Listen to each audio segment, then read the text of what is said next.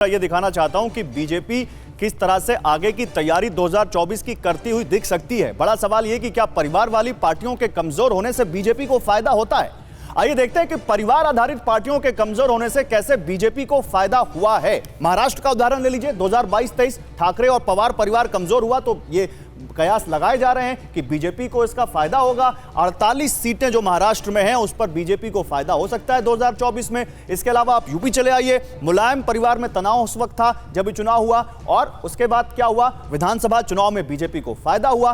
तो क्या ये आगे देखने को मिलेगा। बिहार चले आइए, 2004-05 लालू परिवार कमजोर हुआ। जब लालू परिवार कमजोर हुआ तो उसका क्या हुआ, सत्ता में नीतीश का एक लंबा दौर रहा, बीजेपी और नीतीश साथ साथ एक लंबे दौर से वहां सत्ता में रहे। हरियाणा देख लीजिए, 2014 चौटाला परिवार यहां पर कमजोर हुआ। चौटाला परिवार कमजोर हुआ तो बीजेपी अकेले सत्ता में हरियाणा में आई। झारखंड देख लीजिए, 2014 सोरेन परिवार कमजोर हुआ, बीजेपी सत्ता में आई। हालांकि अब फिर से सोरेन सत्ता में है। अब आप देख लीजिए जम्मू कश्मीर आप देख लीजिए, जम्मू कश्मीर 2014 के बाद अब्दुल्ला परिवार कमजोर हुआ, राज्य में बीजेपी की जमीन बनी, पीडीपी के साथ इन्होंने सरकार भी बनाई। तो मैं यशवंत सर आपके पास ही आ रहा हूं। मैं यशवंत सर, क्योंकि आप सेफोलॉजिस्ट हैं, आप चुनाव के समझते हैं, देश में लोग कैसे वोट डालते हैं थोड़ा हमसे ज्यादा बेहतर समझते हैं। मुझे ये बताइए सर कि क्या बागी जो होते हैं वो जब पार्टियां छोड़कर जाते हैं, बगावत करके जाते हैं, जैसा आपने कहा कि जब कोई बड़ा चेहरा होता है तो वोट जल्दी शिफ्ट नहीं होता, तो क्या यही कारण होता है कि बागी जब छोड़कर जाते हैं तो सरकार में तो रहते हैं, उसके बावजूद वो चुनाव हार जाते हैं?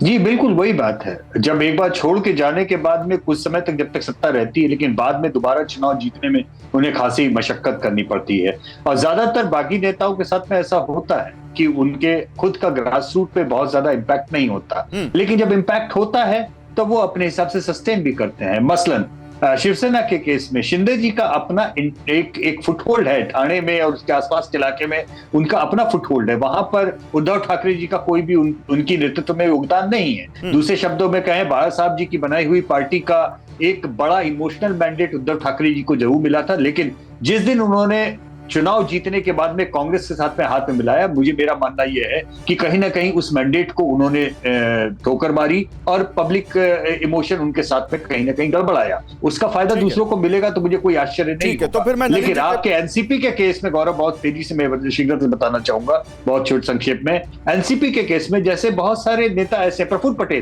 पटेल का कोई व्यक्तिगत जनाधार नहीं, उनके जाने नहीं जाने से एनसीपी को कोई फर्क नहीं पड़ता, लेकिन छगन भुजबल का एक लिमिटेड जनाधार जरूर हो सकता है अपने इलाके में, उसका अंतर जरूर पड़ सकता है।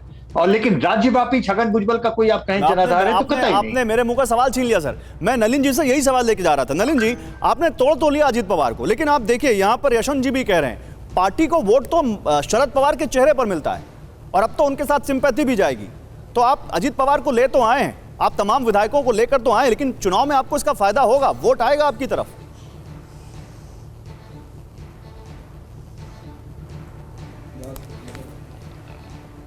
$2004 के चुनाव से, अब 2002 से मैं भारतीय जनता पार्टी का सदस्य हूं, तो पिछले 21-22 सालों में बहुत चुनाव देखे और एक सीख जरूर मैंने लिया है कि ये दोनों तरफ जा सकता है कभी।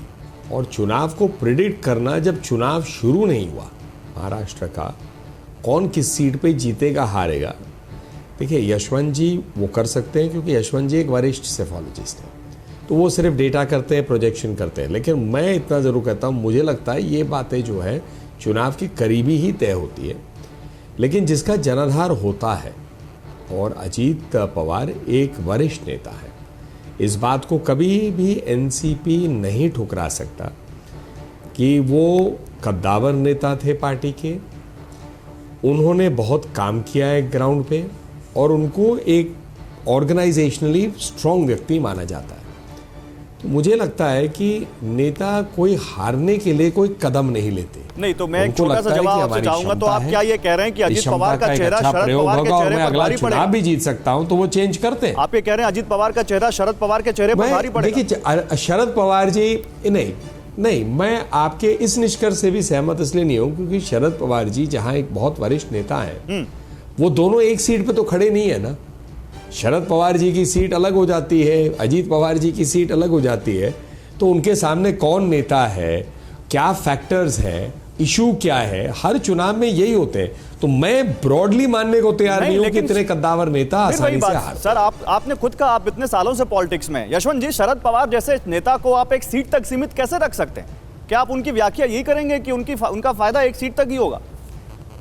नहीं, देखिए, एक स्वाभाविक सी बात आप ये मानिए, जो बात भाजपा के प्रवक्ता कह रहे हैं उसमें अपनी जगह पे दम है, उसमें मैं उनकी बात से पूरी तरह से इनकार नहीं करता हूं।